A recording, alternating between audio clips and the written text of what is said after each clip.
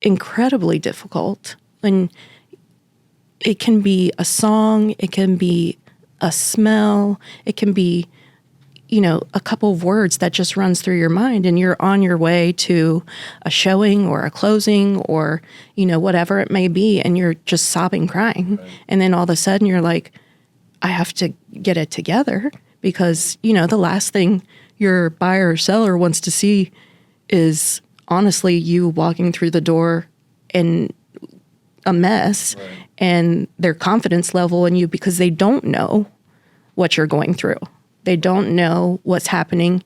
And, you don't want to be Debbie Downer, hey, by the way, and then they're questioning you, which is a natural thing. But it's also natural for us to grieve our children.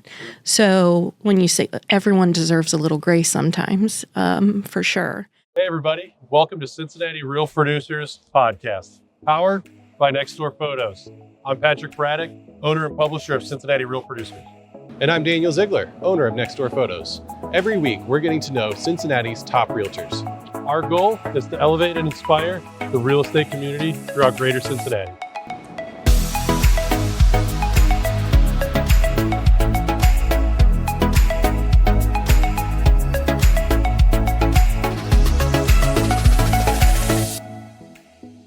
Today we have Mylissa Johnson with eXp Realty. Initially licensed with Star One Realtors, she had an amazing start to her career and was named a Rising Star for 2023. Then, in 2024, her life changed dramatically. Now she continues to help buyers and sellers in real estate, but she's also helping other realtors and moms turn an unthinkable tragedy into an opportunity for communal healing and growth. Welcome to the show, Mylissa Johnson. Thank you. Mylissa, let's get emotional. Okay. Let's get emotional with this one, because I have to start off by apologizing, because when I interviewed Mylissa, she was like, we've met before, right? And I was like, oh, yeah, here we go. Just briefly. Yeah, just briefly. We were grabbing drinks at the bar at an event, and Ann Uckman introduced us, and she was like, you're going to want to talk to Mylissa. She's gonna crush it. And I was like, sweet, I'd love to. And then life kind of took over, which is okay. Like, things are going to happen, which everybody's going to hear about here.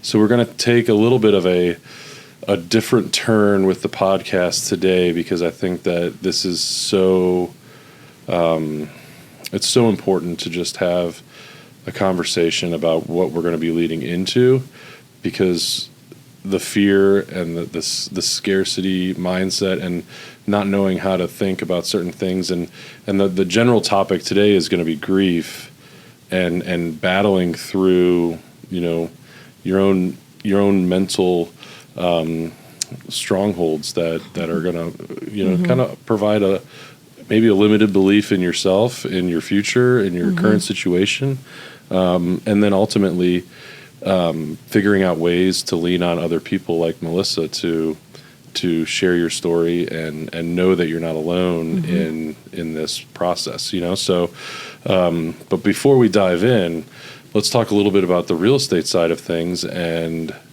how you got into it. Like, okay. If you want to kind of just give us a little bit of background on what drew you to real estate. And I know obviously Ann has been a big help for you, and she's the reason why you and I are, originally met and then re-met. And she gets emotional talking about you as well. So she's great. Yeah. So if you want to kind of dive in real quick, and we'll just kind of get it rolling. So, little known fact, I was originally licensed in 1999, everybody. Wow. Yes. All right. For a short period of time, I had all 4 children at that point. So I had 4 kids, 6 and under. So the timing of it wasn't quite right at the time, but I loved it then. So I switched gears at that point in life and became a surgical assistant. Nice. Well, it's a little bit of a shift. A little bit of a shift. So I did that for about 16 years, most of those years at UC Hospital.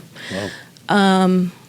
Got a little burnt out trying to decide what I wanted to do in my next chapter of life, and remembered how much I loved being in the world of real estate. So I got re-licensed and started again.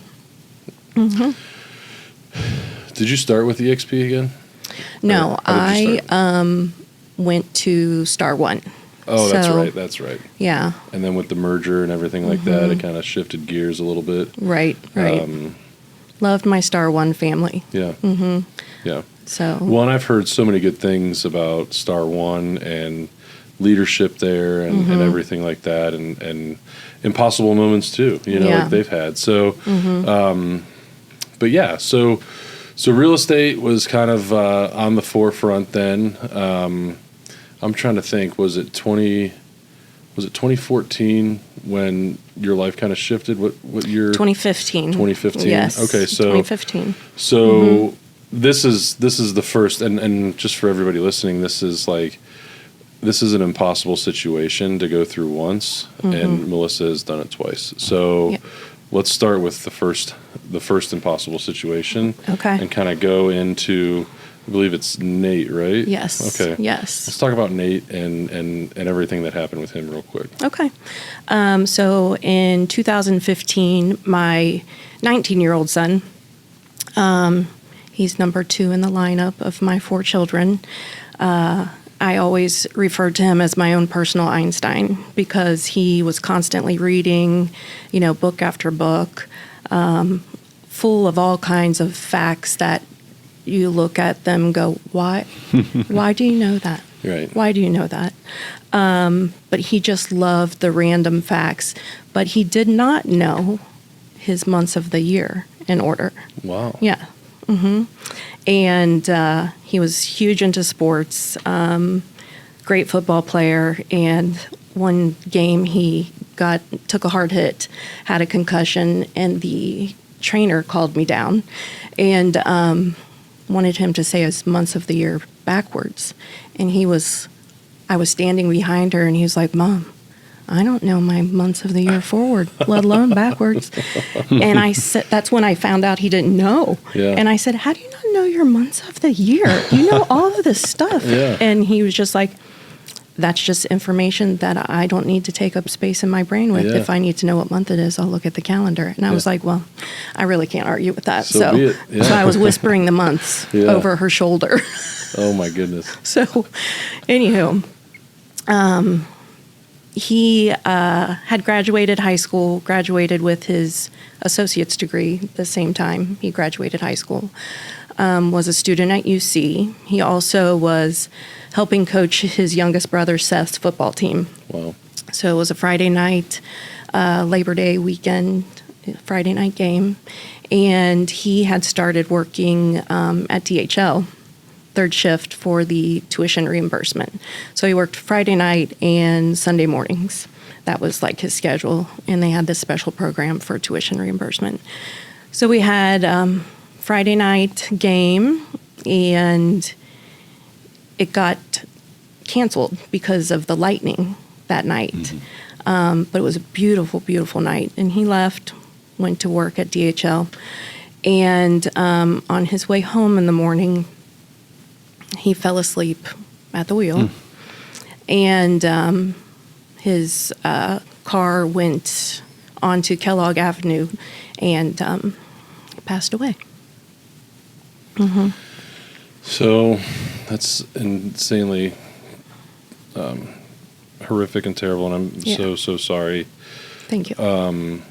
And we could probably sit here for 4 hours and talk about the emotion behind that. Yeah. But we also want to lead into what we're really trying to do, and that's help people who have been in this situation. So if you want to go through just a few minutes of like the next few years of your life and the process of grieving on how you went through that and how you started, because I remember having this conversation with you pre-recording about I was finally feeling a sense of normal self, like I was finally feeling back. What did that process look like for you to get back to that sense of normalcy? New normal, I should say. Yeah. So finding your new normal after a tragic situation is very difficult. Yeah. So I was one of those people. I was constantly searching, trying things. I've tried it all. I signed up for it all. Yoga, life coaching. I went to every meeting that I could. I talked to every mother that I could find that was further along in the process than I was, because I needed to pick their brain to find out, what does it feel like 5 years from now? What does it feel like tomorrow? Because you just never know. So I'd done a lot of work in my healing process. And it was about 7 years in where I was finally to a place that I felt very passionate about reaching out to other mothers. And I didn't want them to feel alone, because it's such an isolating feeling. You feel like you're the only one. So I'd gotten to this point to where then people were calling me and saying, hey, I know this mom. Would you be okay talking with her? Yes, absolutely. And my kids as well, finding their new normal. So everybody was finally in this place of, okay, we're doing okay. 2 kids getting married, new grandbaby on the way. And tragedy struck again. So just for reference, we're going to have to dive into that.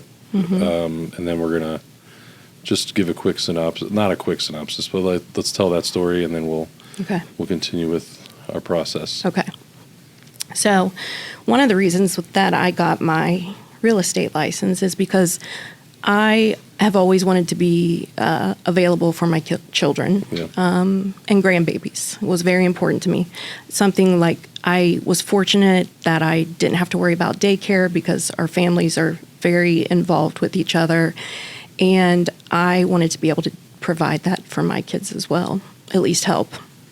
So my first grandbaby was born. Congratulations. We need to say congratulations. Thank because you. we count our blessings, right? Yes. Absolutely. This will make me tear up. Yeah, it's okay. So very happy. I was helping babysit twice a week, and I would go out there and to Fayetteville and make the trek from the west side, which was fine. So I was there February 13th. That night, I decided to spend the night. And because I was babysitting the next day, Luke got up, who was my oldest son, 29, and went to leave for work. Left for work. I had Sophia, Allie, his wife, and I had sat on the couch in the morning, and great conversation, just hanging out. Everybody's good. And she left for work, so it was Sophia and I at the house. It was her nap time, and she had fallen asleep on me, which is like the best feeling when you have a baby and when they fall asleep on you. There's nothing better. Like, there's nothing better than that, right? Yeah. And their dog Maggie started barking, and she just wouldn't stop barking. And they got a lot of deliveries, so I just figured it was a delivery person. I didn't want to get up because she was napping. And then finally I got up and answered the door, and it's that knock on the door that no parent ever wants to get. And I saw the 2 officers at the door, and I knew right away, of course, and I told them to leave, go to somebody else's house. I already had my turn. It's not my turn. I already did this. And unfortunately, it was our family's turn again. And another driver had fallen asleep at the wheel and crossed the yellow line and hit Luke head on. And he passed away on Valentine's Day last year. So You can take a break too if you need. So yeah, I might need a second. yeah, that's okay.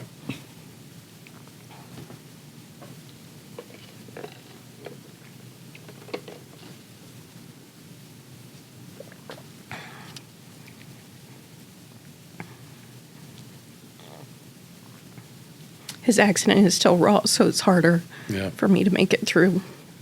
But Was that 2 years ago?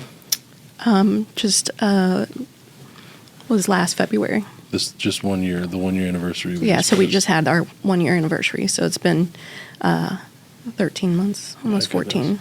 Yes. So, I'm holding his 9-month-old baby while these officers are at the door.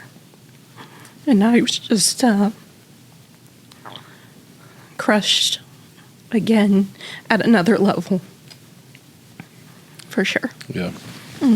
I can't, and that's what our conversation consisted of a few weeks ago when we spoke, was nobody can ever imagine, and to have it happen twice is just, it's unbearable. And I want to say thank you for your strength to be able to share both of those with us, because ultimately what we want to do is dive into how do we get better? Like, how do we achieve a platform of being able to give for people who are experiencing the same thing, and even with it being as raw as it is, can you kind of, I don't want to say shift a little bit, but kind of talk about your new normal was moving ahead. You had your grandbaby sleeping on your chest, and tragedy hits again, and then now you're in this grief process again that you're all too familiar with. Yeah. And now you're having to figure out a way to make this work. Right. And I know we talked about this in relationship to real estate. You're like, I might go on a showing and be crying the entire way to the showing, but then I have to get it together because I have to be the real estate agent. I have to be, interpret the inspection and do this and do that, and be the strength for my client. And the thought behind me was thinking like, well, nobody's ever walked a mile in anybody's shoes, so you never know what anybody's going through. Right. And I think from a real estate perspective, this is a huge lesson for anybody who's in the industry to approach this business with a little bit of grace as well. Like, competition is healthy, and I appreciate it. Yes. But, do we have to be back and forth, and berating each other the way some people do, in a manner that's just not professional when somebody might be going through the unthinkable? Yeah. You just don't know. Exactly. So, and I'm saying all this, A, to give you a chance to kind of catch yourself a little bit. Thank you. But B, kind of shift into, where the mindset has gone now, because with people calling you and saying, hey, Mylissa, we've been through this, we don't know what to do. And it's not that you're a professional at this, but you have you've made this conscious decision that talking about it is healthy for you, right? Yes. So do you want to kind of talk about how did you shift and decide, like, this part of my healing process is helping others and just being there? Yeah. Well, part of it is... And then your organization as well. I'm sorry. No, that's okay. Part of the reason is because I was fortunate to have such wonderful support, not only from my family, but from coworkers and other agents in the field that, I really didn't know. But I was starting to get to know them because they're agents who have lost children. So we had started forming these relationships and bonding and supporting each other because, like you said, it's incredibly difficult. And it can be a song, it can be a smell, it can be, a couple of words that just runs through your mind, and you're on your way to a showing or a closing or, whatever it may be, and you're just sobbing, crying. Right. And then all of a sudden you're like, I have to get it together because, the last thing your buyer or seller wants to see is honestly you walking through the door in a mess, right, and their confidence level in you, because they don't know what you're going through. They don't know what's happening. And, you don't want to be Debbie Downer, hey, by the Sure. way, and then they're questioning you, which is a natural thing. But it's also natural for us to grieve our children. Sure. So when you say everyone deserves a little grace sometimes, for sure. But Well, and it's hard too because I've always used the analogy of like the tip of the iceberg with real estate, and I was like, if you're a reputable agent doing what you should be doing, all your customers should see, your client should see, is the tip of the iceberg. yes, They shouldn't see you running like wildfire underneath. the chaos underneath. And then when we spoke, I was like, screw the iceberg. Like, I was like, show the emotion if you really Yeah, want, because like you're allowed to, and right.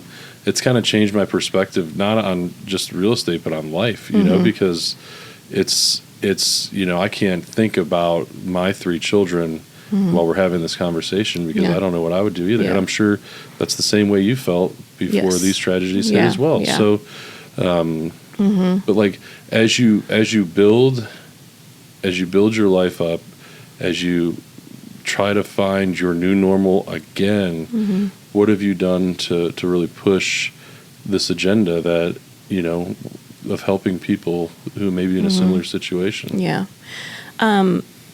The empathy side of it, because it's not, just mothers, they're fathers grieving, siblings are grieving. So I, over this past year, have learned a lot when it comes to being in real estate along with the grieving side of it. And I may backtrack a little bit just Sure. for a second Yeah, on please do. what I learned through the year, because, we bought and sold our own home because we needed to move closer to be more supportive of Allie and Sophia and more accessible. And the one thing that I have learned, and it's so hard for so many of us to do, including myself, is ask for help.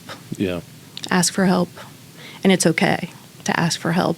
If it weren't for Ann Uxman, Vinny DeRisi, Joel and Sydney Meyer, incredibly supportive of me. And because I couldn't do it. I mentally couldn't do it. And I don't know if you've heard the term grief brain. No. It's called grief brain, and it's a very real thing. And you're just so foggy, you can't remember things, you can't keep anything straight, and you're dealing with legal contracts and Yeah. people's money, and the most exciting thing a lot of times in their life, and you can't maybe remember your name that day. Right. So having that support within the industry is such a critical thing.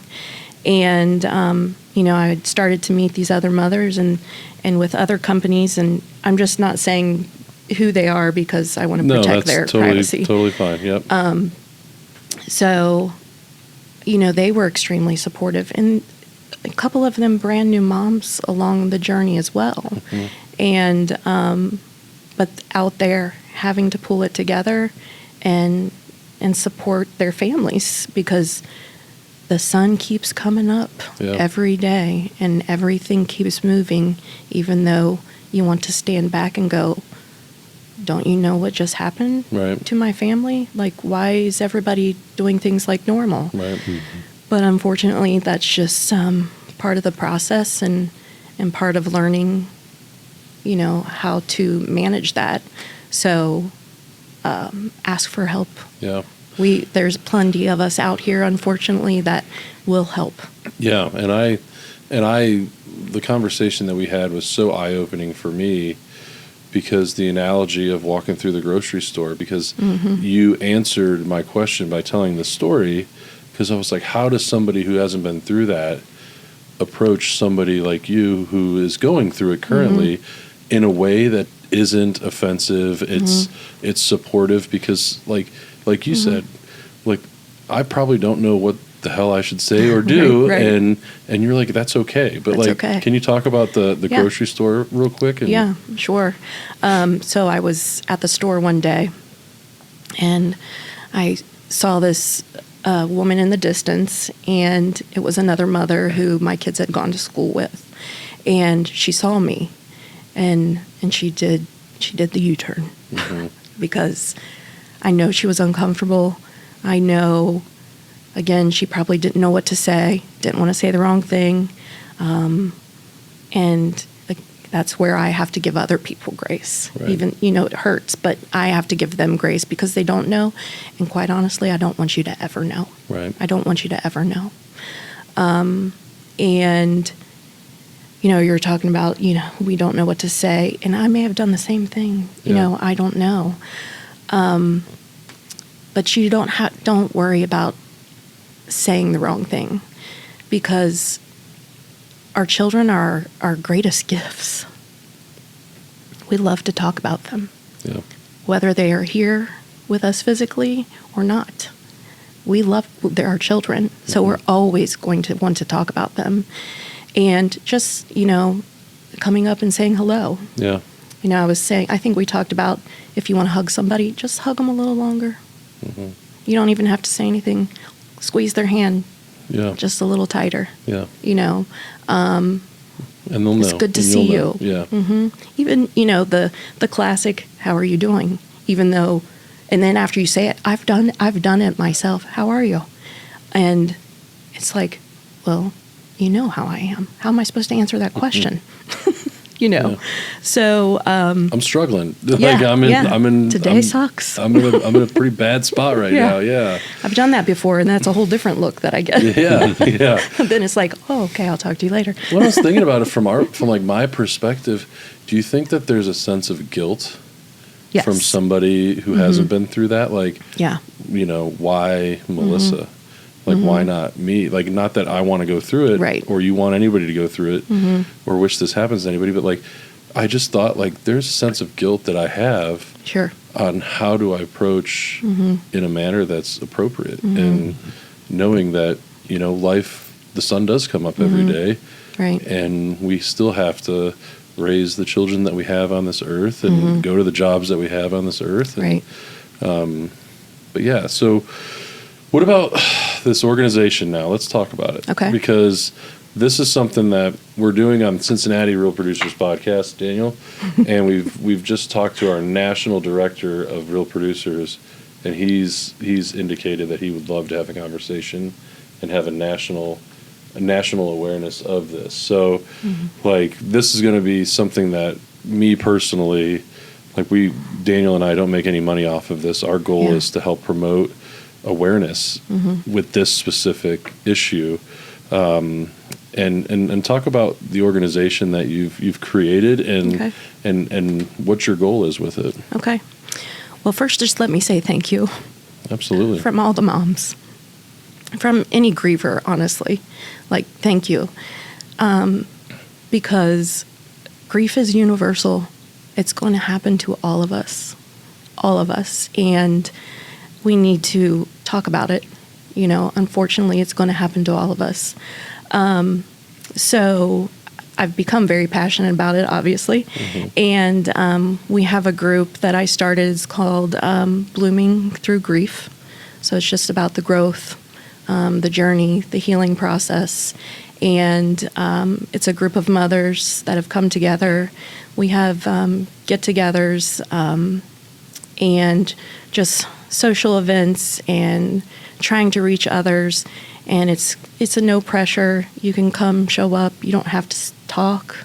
You can take it however the day is taking you, quite honestly, because you just never know what the day is going to be like.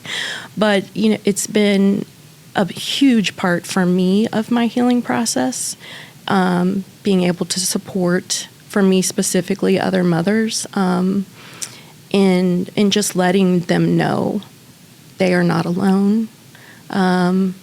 And there are too many of us out there, and a lot of us keep it to ourselves because, it's something that